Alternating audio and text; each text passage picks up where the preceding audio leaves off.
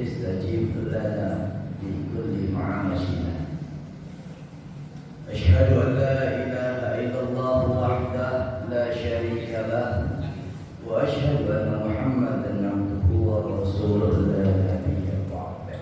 Allahumma shalli wa sallim ala sayyidina Muhammadin wa ala alihi wa sahbihi wa barik wa sallim ajma'in. Guru kita bersama Kiai Haji Jamaluddin Al-Hasim, maka Allah bituli hayati. Juga pimpinan kita Pak Khalid, kita doakan mudah-mudahan selalu sehat, selalu lancar segala urusannya berkah keluarganya, dan tak lupa juga saya doain buat orang-orang yang baca amin barusan, mudah-mudahan sama doanya. Yang bisa membaca amin. Saudara sekalian yang dirahmati Allah, pada hari ini kita kumpul menjadi sebuah satu tanda syukur kita kehadirat Allah Subhanahu wa taala atas segala nikmat yang Allah berikan. Banyak orang yang kufur, akhirnya nikmat yang diberikan oleh Allah dimanfaatkan untuk sebuah hal yang maulah, bukan untuk ibadah, tapi untuk sebuah hal yang menambahkan dosa. Alhamdulillah min dzalik. Banyak, salah satu hal yang bisa dibilang malaikat ngeluh, kenapa ya Allah diciptain Adam cuma di bumi bakalan bikin pertumpahan darah. Malaikat, mereka cuma bikin pertikaian, tapi Allah Maha mengetahui. Allah sudah menetapkan bahwa diciptakannya Adam akan menjadi sebuah khalifah di muka bumi. Disinilah yang kadang-kadang kita harus berpikir tadabbur, teman-teman. Saudaraku sekalian, kita berpikir ulang. Allah mengutus kita, Allah menurunin agama, Allah turunkan nabi-nabi dan rasul-rasulnya. Pasti semuanya ada hidayah, semua ada hikmah, semua ada hikmah. Sampai akhir ketika menjelang Rasulullah lahir, itu agama masih porak-poranda, bumi masih hancur-hancuran, jahiliyah di mana-mana, ada yang dipojokkan. Agama tidak dipakai, aturan dimain-mainin. Akhirnya Rasulullah Shallallahu Alaihi Wasallam lahir membawa sebuah kabar berita, membawa sebuah contoh suri tauladan agama yang baik dan benar. Di zaman Rasul dulu ditolak habis-habisan, sampai akhirnya sekarang kita semua kagum dan semuanya hikmat kepada Rasulullah Shallallahu Alaihi Wasallam.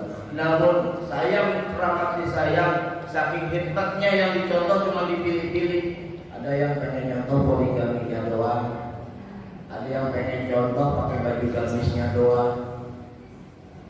Sebagaimana agama semuanya yang Allah turunkan, Allah perintahkan Rasul untuk seluruhnya menjadi contoh suri tauladan dalam kehidupan kita. Jangan dipotong-potong. Bisa nggak kira-kira? Makanya dalam satu kisah kata Rasul begini, walakin wata'ani, dalam arti kata Rasul begini, walakin watanu anfusakum inna ahsanan nas an tuhsinu wa inna asa'u fala tadzalimu. Kata Rasul, kuatkanlah pendirian kalian, biarkan ikut. Melihat tetangganya ikut pakai gamis, kita ikut-ikutan pakai gamis.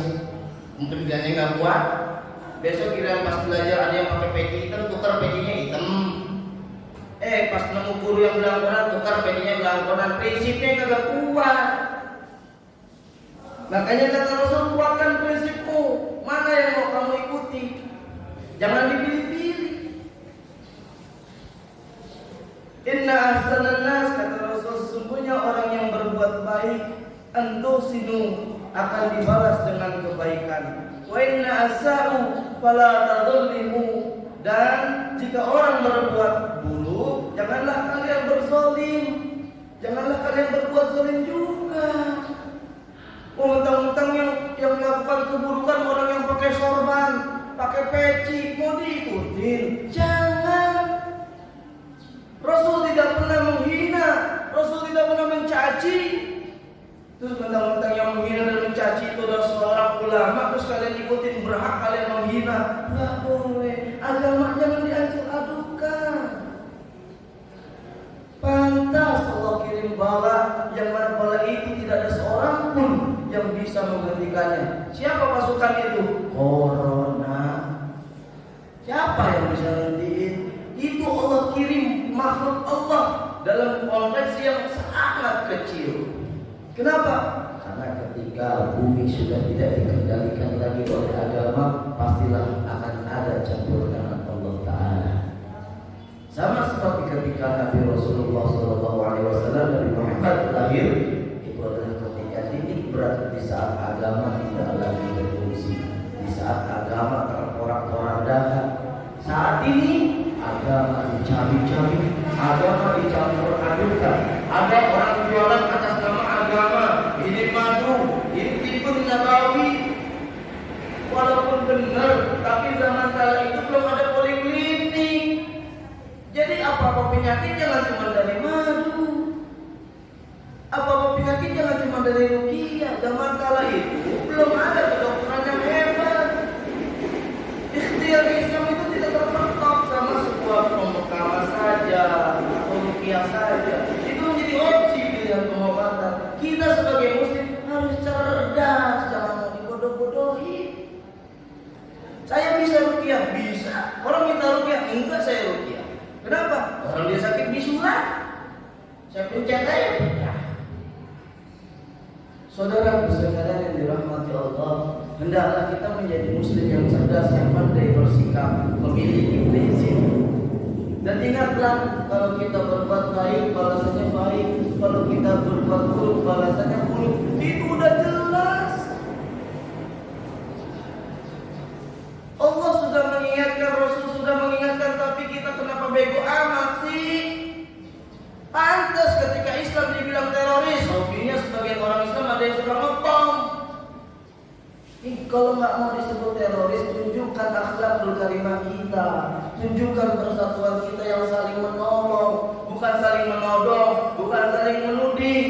Islam model apa? Rasulullah Sallallahu Alaihi Wasallam hadir kala itu dalam perpecahan umat, dalam kegelisahan masyarakat. Namun kehadiran Rasul membawa sebuah kecerdasan. Kehadiran Rasul membawa nur. Kehadiran Rasul membawa sebuah masa depan. Dengan keilmuan, dengan keyakinan, dan dengan prinsip kehidupan yang jelas, tidak hanya sebatas ikut-ikutan. Saudaraku sekalian yang dirahmati Allah, ada salah satu yang dikatakan oleh Rasul, Al-haqqu min rabbikum, kebenaran itu datangnya dari Tuhanmu. Faman syaa fal yu'min, siapa yang mau dapat kebenaran itu, kata Rasul, fal yu'min, maka berimanlah kalian, kata Rasul. Kalau emang kita mau benar harus beriman. Wa man syaa fal yakfur, dan barang siapa yang mau, kata Allah, kata Rasul, kalau mau dikubur silakan kubur, biarlah dia kubur.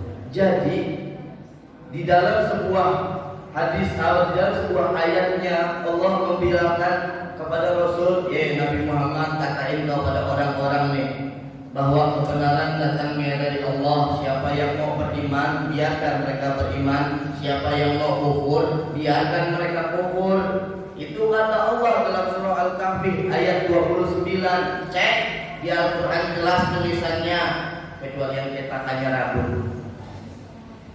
Allah sendiri sudah bilang siapa yang mau iman, iman. Siapa yang mau kafir, kafir. Kenapa kita ngurusin orang kafir sebagai orang beriman? Urus saja kita dengan saudara kita yang beriman. Pasti banyak saudara kita yang kelaparan. Jujur wallahi saya malu. Kemana saudara muslim saya sampai harus ada saudara muslim yang lain yang mati karena kelaparan? Sebanyak apa orang Islam sampai 3 pengemis depan masjid setiap hari Jumat tidak pernah menghilang? Itulah yang dikatakan orang mukmin, yang pedulikan terhadap agamanya sendiri. Apa aja saudara mukmin lainnya? Salah satu sebuah kisah dalam arti sebuah pedoman bagi kita. 2 poin hari ini kita belajar. Janganlah mengurusi orang-orang kafir. Mari sama-sama kita bersatu padu untuk bersatu. Kita menguatkan keimanan dan saudara-saudara seiman kita. Karena Allah sudah bilang, yang mau iman, iman, yang mau kafir, kafir, silakan. Itu pun perintah Allah kepada Rasul di dalam Al-Kahfi barusan. Yang kedua, jadilah orang mukmin yang punya prinsip. Di akhir zaman banyak orang yang terlihat mukmin, namun sejatinya Allah mencatat dia sebagai munafikun.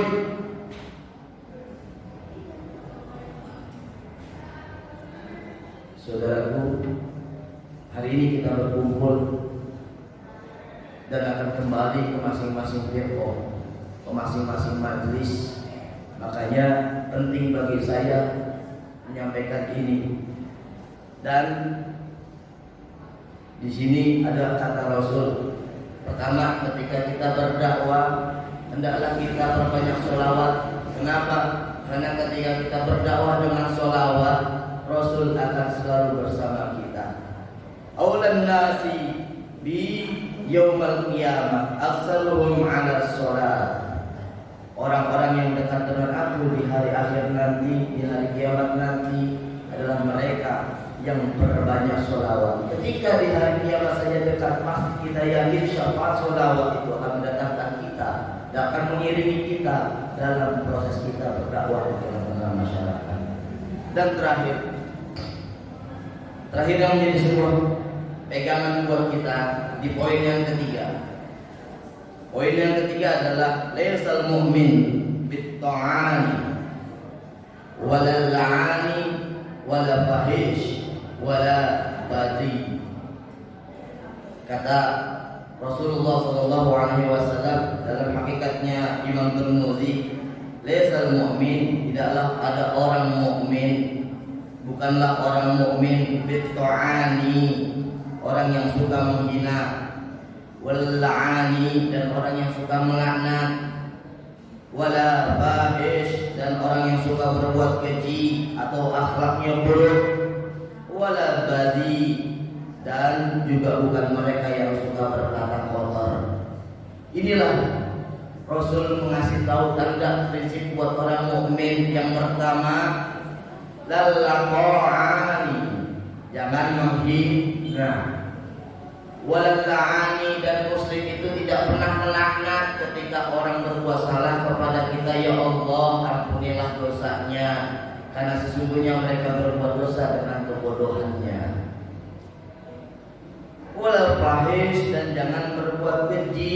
Ketika kita dipukul, ketika kita dikata-katain sama orang, diam aja udah. Orang mukmin itu mengedepankan sabar daripada balas dendamnya. Wala badi, dan jangan berkata-kata kotor. Makanya banyak orang mukmin itu mempunyai kekuatan doa dalam diamnya, karena dalam diamnya orang mukmin adalah sebuah ijabah di sisi Allah Subhanahu wa taala. Saya yakin dari tadi saya bicara sampai sekarang orang-orang ini pada diam, pasti mukmin ini. Mukmin apa tidur ini? Yuk, kita lagi kumpul. Saya selalu dibilang sama guru saya, Tom, kalau lu lagi ngumpul, apalagi bahas masalah agama, yakin di situ ada malaikat Allah. Ketika ada malaikat Allah, disitulah tempat yang paling baik untuk berdoa menghadap Allah Subhanahu wa Ta'ala. Mari sama-sama kita mengangkat tangan, mudah-mudahan umat-umat Islam dijadikan umat-umat yang kuat dengan kepintaran dan kecerdasannya, dengan ilmu agama, pengetahuan dan negaranya. Mudah-mudahan umat-umat Islam menjadi sebuah umat misuri pola dan perdamaian dunia. Mudah-mudahan Indonesia kuat dengan persatuannya dan dijauhkan dari orang-orang yang benci, orang-orang yang dengki, orang-orang yang memanfaatkan suasana dan momen-momen yang ada. Mudah-mudahan Allah terus turunkan syafaat Rasulullah Sallallahu Alaihi Wasallam di negeri kita. Amin ya rabbal alamin. Ya Rabbi bil Mustafa sallim maqasidana waghfir lana ma madha ya wasi'al karami ya Rabbi bil Mustafa sallim maqasidana waghfir lana ma madha ya wasi'al karami wal habibul ladzi turja syafa'atuhu likulli awlim minal arwani mu'tahini ya Rabbi Mustafa sallim maqasidana waghfir lana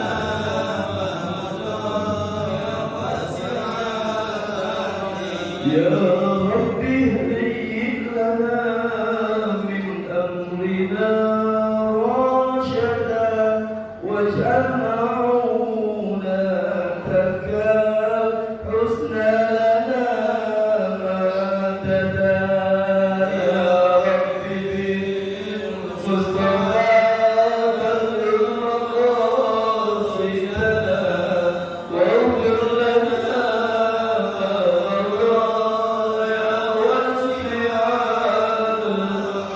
Allahumma salli wa sallim wa barik alaihi. Alhamdulillah. Mudah-mudahan doa kita dijawab sama Allah. Wasilah malaikat yang hadir di antara kita semua. Amin ya rabbal alamin.